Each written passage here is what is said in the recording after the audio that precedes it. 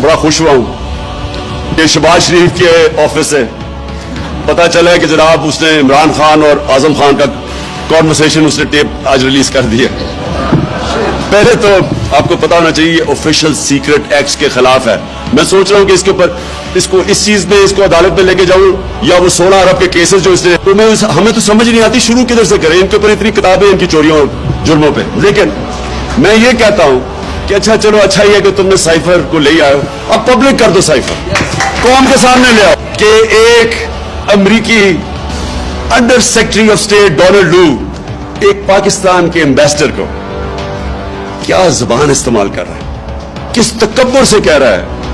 कि अगर तुमने अपने प्राइम मिनिस्टर को अदम एतमाद की इसमें ना तुमने इसको हटाया तो पाकिस्तान के ऊपर बड़े कॉन्सिक्वेंसेज होंगे,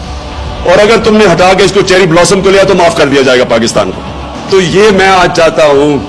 कि ये आप साइफर को पब्लिक के अंदर ले आए। जो डोनाल्ड लू ने बातें की थी हमारे आसद मजीद के साथ, हमारे एम्बेसडर के साथ, वो सारी कौम को अब पता चलना चाहिए कि वो किस तरह पाकिस्तान को देखते थे, कि हमें किस तरह वो देख रहे हैं जैसे कि हम इनके कोई गुलाम हैं।